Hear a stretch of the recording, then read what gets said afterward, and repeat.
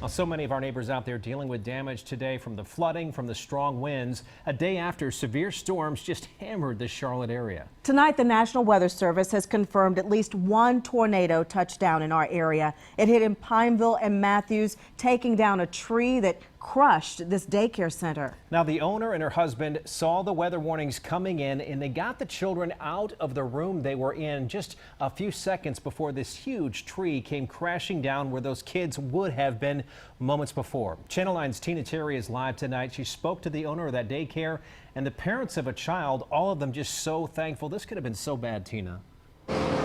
They say thankful really isn't the word to describe how much gratitude they have in their hearts. This huge tree came crashing down on top of that daycare there. Now, the workers inside tell me it happened right after they rushed that mom's 6-month-old and other kids out of the room.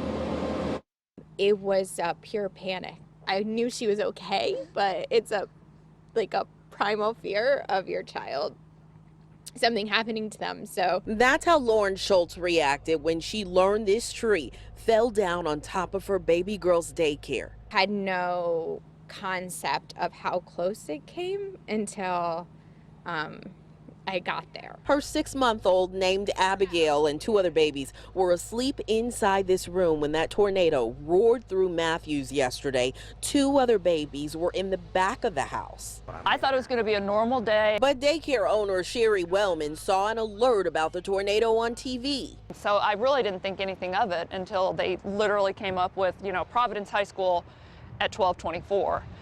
And I was like, oh, I looked at my watch and it was 12:21. She quickly jumped into action to move all 5 babies to safety away from windows. And they were all sound asleep. So, they were all in hysterics because they just got yanked out of a crib, not knowing why. And then the tree came down on the room while my husband was still exiting with the last one. The storm pushed several large trees onto the house. One of them smashed through the center of the daycare. Inside the mess today, we could see the toys and cribs crushed by the tree. A reminder to this mom of what could have happened. If she had not done what she had done, that she would be gone.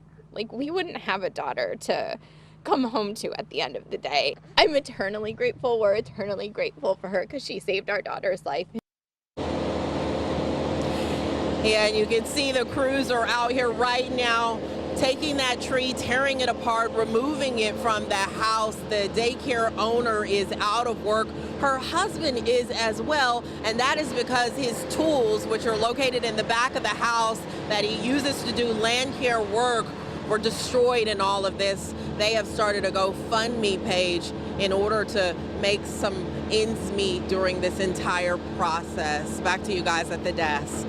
And Tina, their sacrifice, just a blessing for those children and families. Yeah, we're all parents. we can well imagine. Yeah. Property no one cares about, but all those kids are absolutely safe. Now, as Tina was talking there at the end, you say you specifically remember that neighborhood? I remember that neighborhood coming up in one of our tracks. There, yeah. And this was an unusually long tracked tornado. Yeah. Typically, tornadoes in the Carolinas, they go like this, right? Well, this one was on the ground 18.5 miles from Pineville to Matthews. Yeah. And I got to thinking last night, I don't remember one being on the ground so long. So I did some digging this afternoon.